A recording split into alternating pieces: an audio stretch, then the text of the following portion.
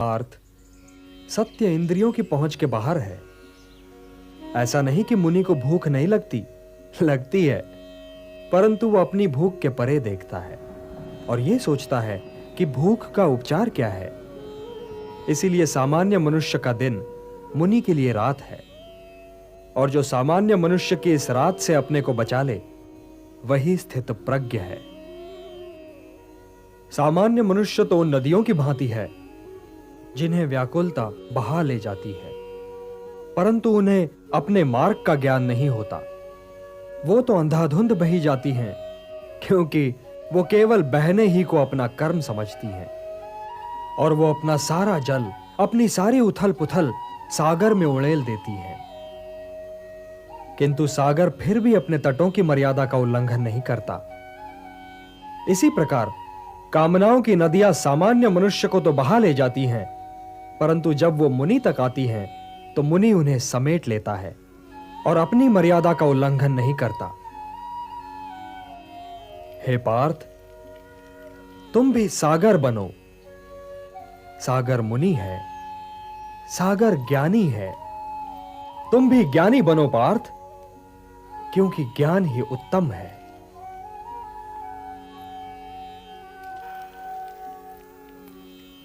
हे ऋषिकेश, हे योगेश्वर, हे ज्ञान मूर्ति, यदि ज्ञान कर्म से उत्तम है, तो आप मुझे इस लोहुलोहान कर्म में क्यों लगा रहे हैं केशव?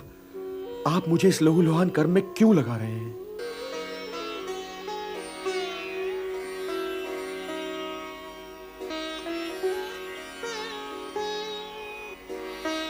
हे केशव, आपने तो मुझे उलझा दिया।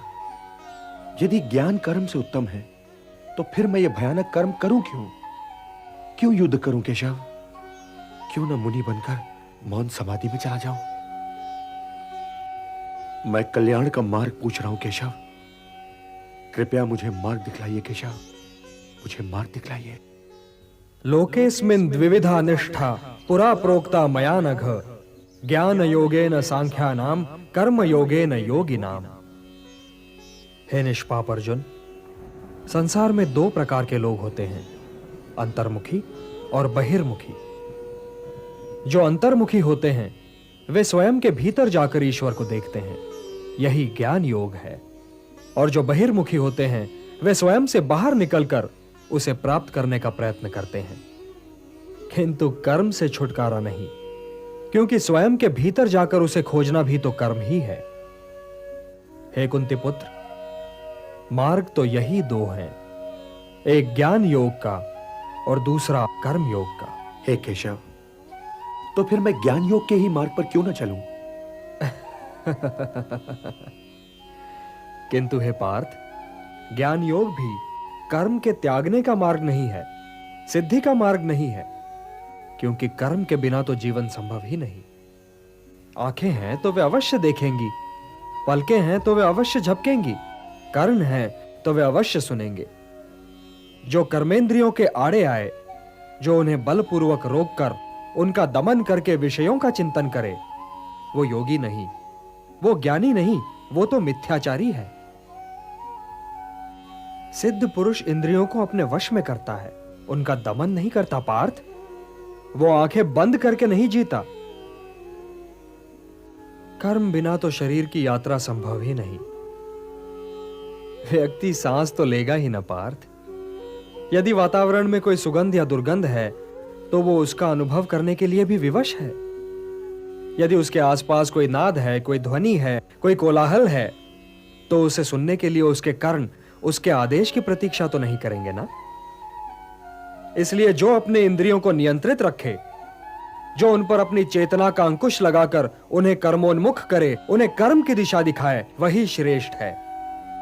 वो अपने विकल्पों को समझता है पार्थ, और अपनी संकल्प शक्ति का प्रयोग करता है। और हे पार्थ, अपने नियत कर्म करना कुछ न करने से अच्छा है। अब यह भी ठीक है पार्थ की आंखें देखती हैं, किंतु वे क्या देखें और क्या न देखें, इसका निर्णय तो ज्ञानी स्वयं ही लेता है। वो आंखों को देखने की, कर्णों को सुनने की और पांवों को चलने की खुली छूट नहीं देता। विकल्प के इसी मोड़ पर ज्ञानी और अज्ञानी के अंतर का भेद खुलता है पार्थ। इसलिए कर्म तो आवश्यक है, क्योंकि उसके बिना तो शरीर का निर्वाह संभव ही नहीं। किंतु हे पार्थ, ज्ञानी पुरुष की भांति कर्म करो, ज्ञानी पुरुष की भांति। नियतम कुरु कर्मत्वम कर्म ज्यायो यह कर्मणः शरीर यात्रापि चते न प्रसिद्धेत अकर्मणः। यज्ञार्थात् कर्मणोन्यत्र लोकोयम कर्म बंधनः तदर्थम कर्म कौन्तेय मुक्त संगः समाचर। हे कौन्तेय, कर्म ऐसे करो जैसे यज्ञ किया जाता है, क्योंकि कर्म ही यज्ञ है और इसका स्रोत स्वयं अविनाशी ब्रह्मा है। इसलिए कर्म का मार्ग सीधा ब्रह्मा तक जाता है। और इसीलिए जो व्यक्ति सृष्टि चक्र चलाने में योगदान नहीं करता, उसका जीवन मूल्यहीन हो जाता है। तुम इस मूल्यहीनता की ओर न जाओ पार्थ, तुम इस मूल्यहीनता की ओर न जाओ। जो व्यक्ति केवल अपनी समस्याओं के विषय में सोचता है, वो तो पापी है। इसलिए तुम इस मोह जाल से निकलकर अपने कर्तव्यों को पहचानो पार्थ, और उनका पालन करो। हे पार्थ, कर्म फल की इच्छा ही मार्ग में बाधा है। कर्म फल की इच्छा ही तो व्यक्ति के गले में बंधा हुआ वो पत्थर है जो उसे स्वयं की तहों से ऊपर उठने ही नहीं देता। यही तो व्यक्ति को समाज से काट देता है और उसे व्यक्तिगत लाभ और व्यक्तिगत हानि की दलदल में ढकेल देता है। समाज तुम में नहीं है पार्थ, तुम समाज में हो। इसलिए लोक संग्रह और लोक कल्याण ही को अपना परम कर्तव्य मानो, क्योंकि जो समाज के लिए कल्याणकारी होगा वही तुम्हारे लिए भी कल्याणकारी होगा। जो कर्म लोक संग्रह के लिए होगा पार्थ, उसी के द्वारा तुम्हें सिद्धि प्राप्त होगी। व्यक्तिगत लाभ से तो पाप की गली निकलती है, क्योंकि वो तो स्वार्थ सिद्धि के लिए व्यक्ति को भटका देता है।